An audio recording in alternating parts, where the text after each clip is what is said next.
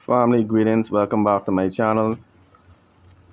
Once again, our brother Julius Malema is under assault by the legal establishment in South Africa.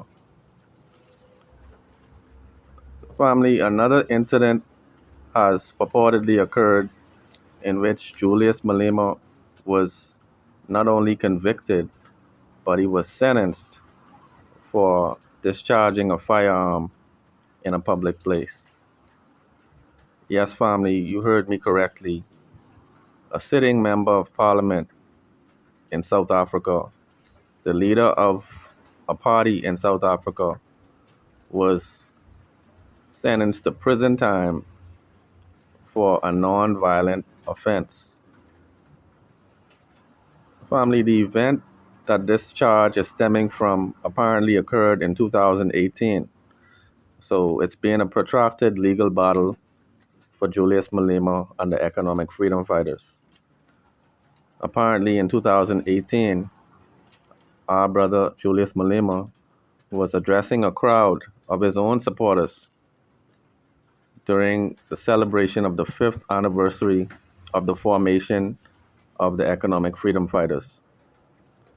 And at that time, it was a celebratory mood, and apparently he had a weapon and just discharged a few shots into the air. Now we know that this was a non-violent act. There was no complainant. He wasn't firing at anyone. He was firing in the air with a weapon. Okay, family, we know that for countless years during the South African struggle for the end of apartheid, there were several liberation fighters who often addressed the crowd and in more than one instance may have fired some shots in the air to drum up that revolutionary sentiment. The Economic Freedom Fighters is a political organization. They are not a guerrilla movement. It is not a militia movement. So when a political leader fires some shots in the air, that should not be construed as endangering the public.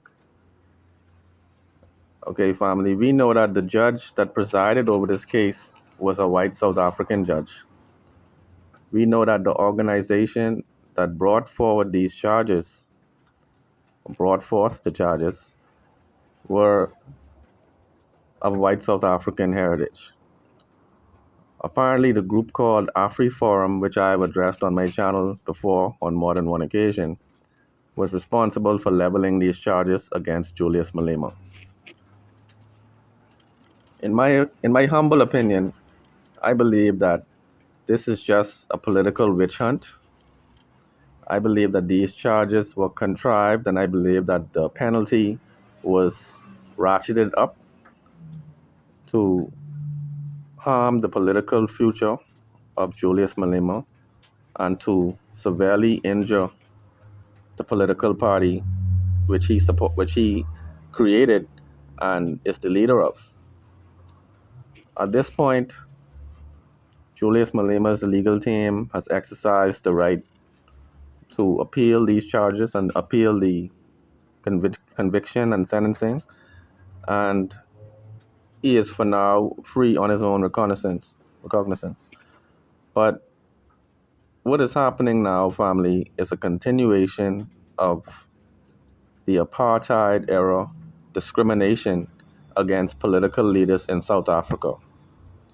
We know that our brother Nelson Mandela was in prison for 27 years along with other members of his political movement.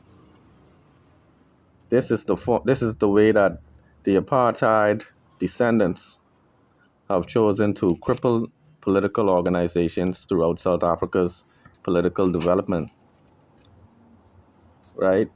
We understand that firing a weapon, for the most part, is considered to be like an extreme act, right?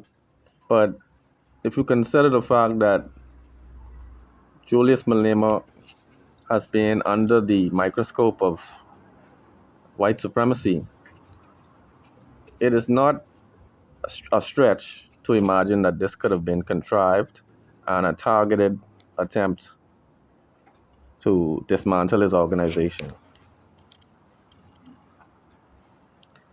Family, most recently, Julius Malema was brought before the courts on hate speech charges because, in keeping with his tradition of honoring the revolutionary leaders, he decided on a few occasions to sing one of the revolutionary chants that helped South Africans to overcome the apartheid forces. Right? This chant is called "Kiss the Boer." Right? And whenever he sings this song, apparently it ruffled some feathers. It brought back some flashbacks for the apartheid descendants who felt like this was um, an attempt to threaten them. I don't know what they really thought about it, but the point is, this is the second attempt to topple Julius Malema with trumped up charges, right? We know that the political leaders of apartheid era South Africa have not had charges brought before the courts. We know that persons who tortured, people who abused and killed South Africans during apartheid have not been brought before the courts. We know that persons who stole land from South Africa during apartheid have not been brought before the courts. They still operate farms on this land. Their descendants have now taken this land and they control upwards of 70% of the arable farmland in South Africa. And Julius Malema is known in particular for calling this land situation into question. We know that he led the push for expropriation of the land without compensation. Basically, the state would appropriate the land, expropriate it, and basically take the title away from the current owners who got this land in unscrupulous ways. They got this land when South Africans were stripped of their sovereignty and did not have the ability to stop persons acquiring large portions of their ancestral land. Okay? And so, family, I believe that Julius Malema is being targeted because he's been one of the most outspoken and uncompromising speakers and leaders in the past few decades on the continent of Africa. Right? It was his push and his energy that actually caused many other African states to speak about expropriating land that was also acquired during colonialism. All right, we know that during the scramble for Africa, European leaders around the world and other countries in the Western Hemisphere endeavored to acquire land that was being occupied by Africans, operated their own form of servitude, and reaped the benefits of African raw materials and resources and human capital.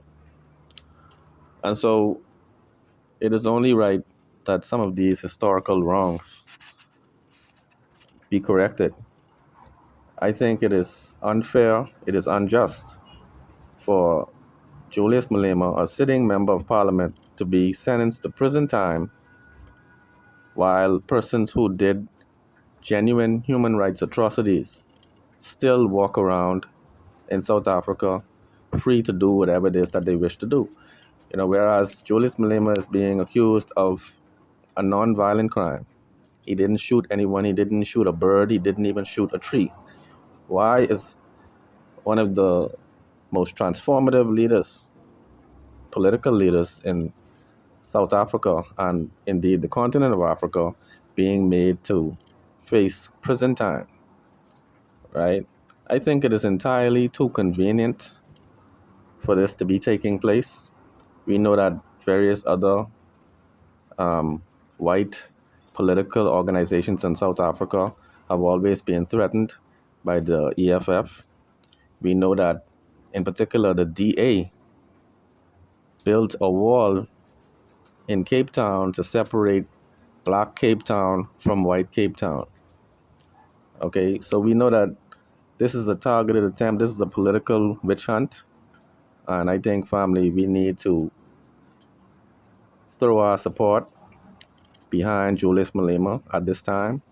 I think this is a call to action. Well, this is a call to lock arms in the African diaspora. We must throw our support behind our brother.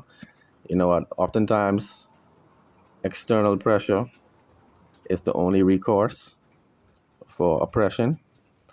This time, I think that the external pressure has proven to be strong enough to free Nelson Mandela. And so I think we need to also apply this force to this current human rights injustice.